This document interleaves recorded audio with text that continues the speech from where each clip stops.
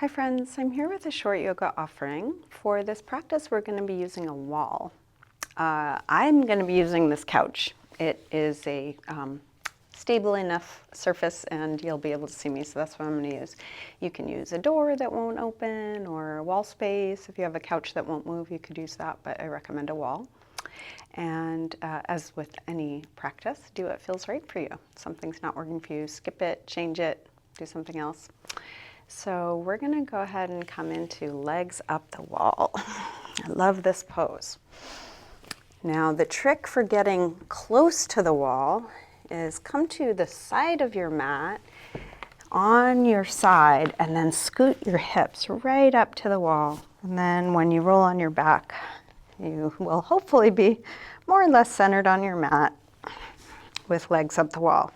Now, if your hamstrings are on the tighter side, you might actually need or want a little space between your hips and the wall. So if that's happening for you, you could go ahead and keep it if the hamstrings are tight. If not, get yourself right up to there.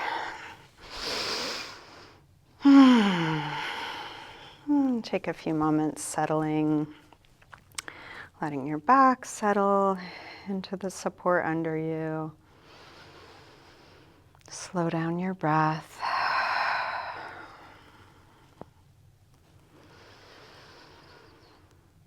And just resting here can be so good. If you've spent a lot of time standing, if your ankles feel swollen, or just a lot of time on your feet, legs up the wall can be great for circulation.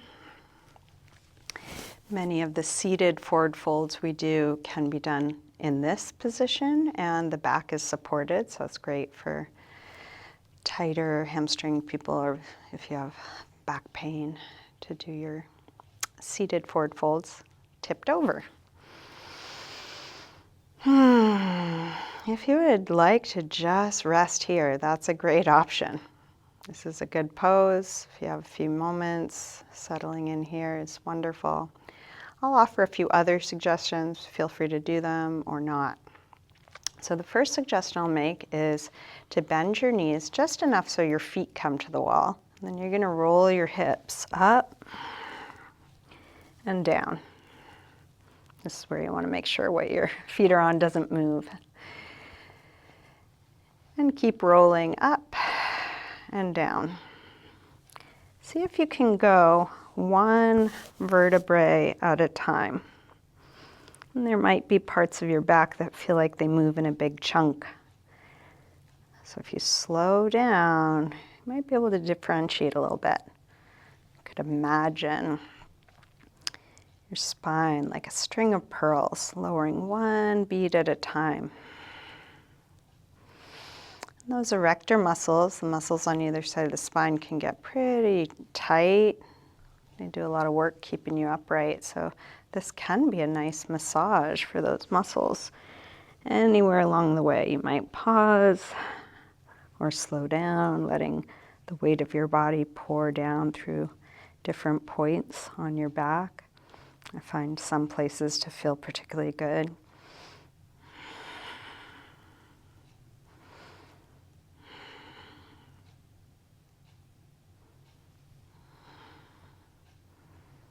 And you can stay with this rolling up and down. You can go back to just resting legs up the wall, or next time your hips are up, you can bring your hands to your back for support, kind of scooting your elbows in.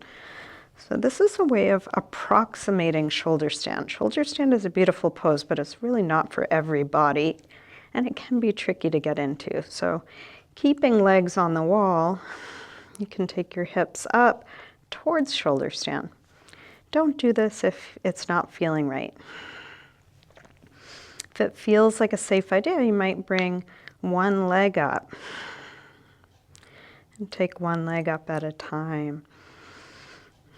Again, you can always go back to legs up the wall.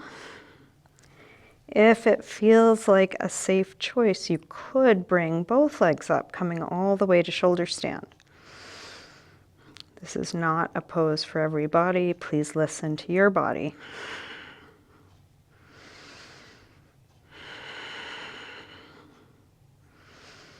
There are many leg variations you could take from here, including bringing both legs overhead for plow. Please do not do this if it's not feeling right for you. Better to err on the side of caution.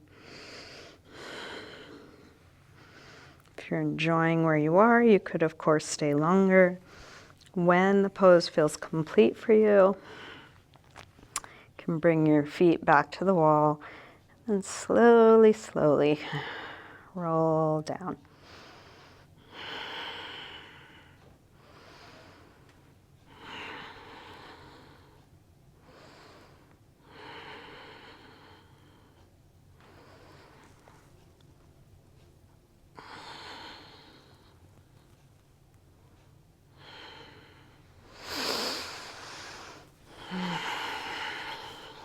Resting and legs up the wall when you're done.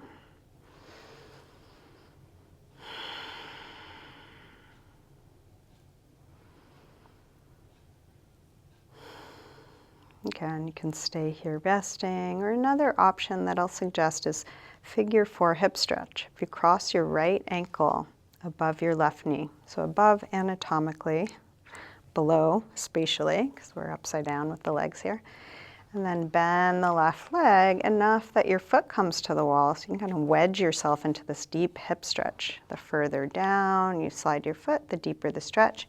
If your hips roll up, see if you can roll them back down. You're just going towards hips down. If they're up, it's okay. We're looking for a stretch on the right outer hip, so you might need to adjust your position to find it. And then see how much can you relax here. And you drop your shoulders, drop your chin, relax your jaw.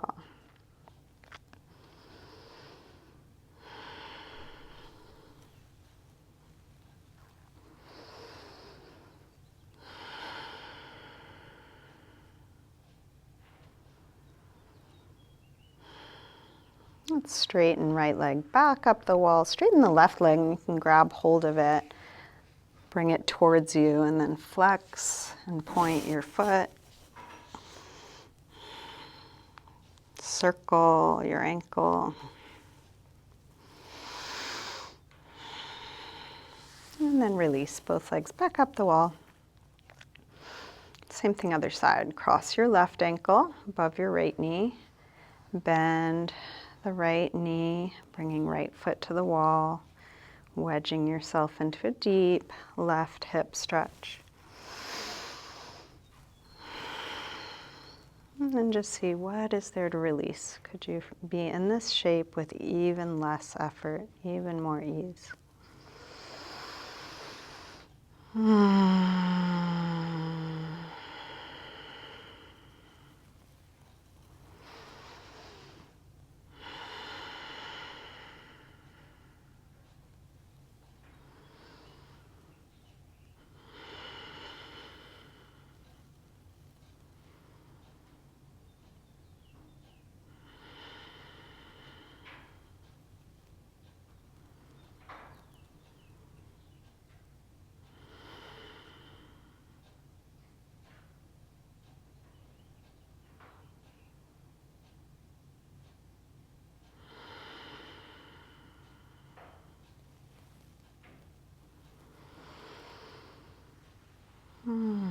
To release, straighten the right leg back up, straighten the left leg, grab hold of it, hug it in, flex and point your left foot.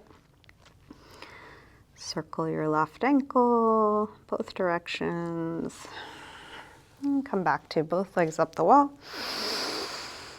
Let's bend the knees so both feet come to the wall. And then tip over until the outer edge of the left leg is on the floor, tipped all the way over on the left. And then open your right arm out to the side. Nice deep twist.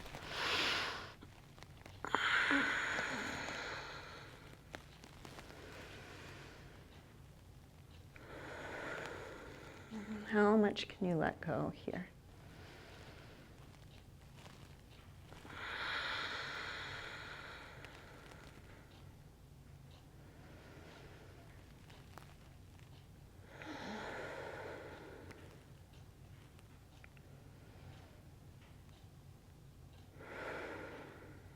Circle that top arm back over, so you're tipped over again all the way on the left, and then come through center, tip all the way over onto the right, and then open left arm out.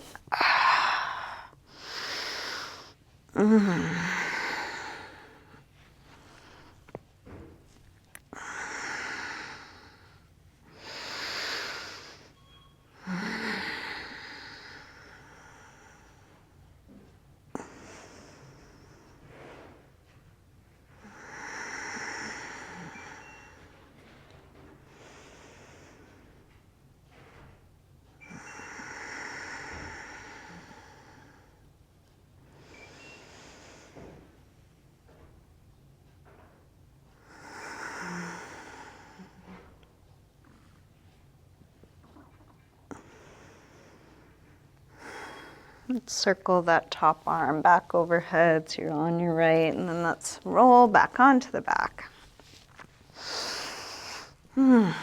Even out the two sides. Let's take legs up again. And you can either stay here or bring the soles of the feet together. This can be a nice hip opener. Another option is legs straight and wide. This is a deep opening here, but it's supported. Back is supported, legs are supported. If you need to, you could even put a couple blocks under your legs to support you, if they're nearby. And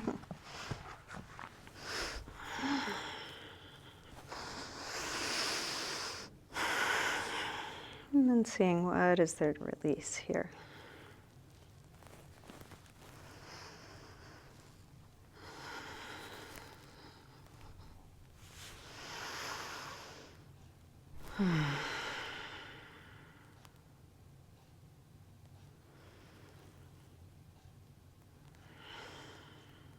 If you want to stay where you are,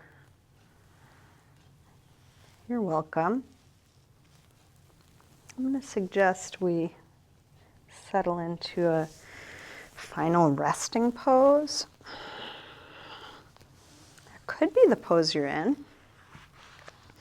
or you could stay at the wall and come into a different leg position, legs up the wall or soles of the feet together. If you would prefer to spread out on your mat, you're welcome. If you need a little movement or want to adjust anything in your body before settling into stillness, you're welcome.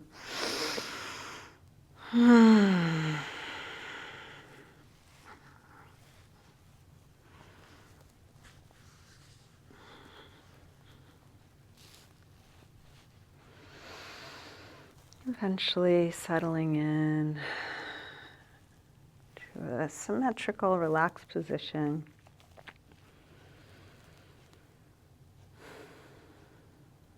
Letting go of all the doing.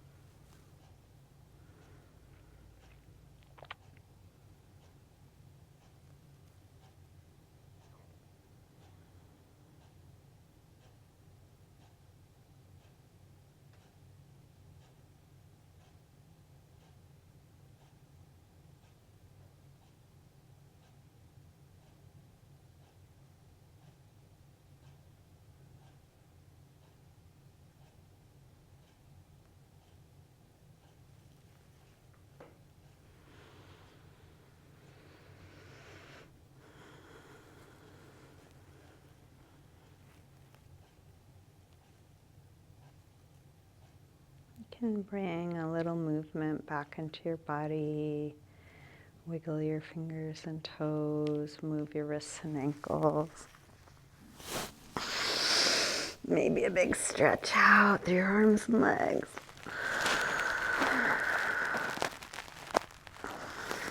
When you're ready, bring your knees in. Roll to one side. And then use your hands to help you up to sitting. We'll bring hands together at the heart.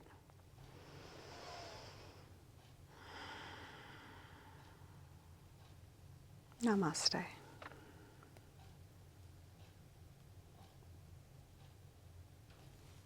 Thank you, everyone. Thanks so much for joining me today. Hope you have a great rest of your day. Feel free to reach out if you ever have any requests for future offerings. And thank you so much for whatever support you're able to give me, financial or spreading the word, or just letting me know you're doing these videos and you enjoy them. That's useful. So thanks.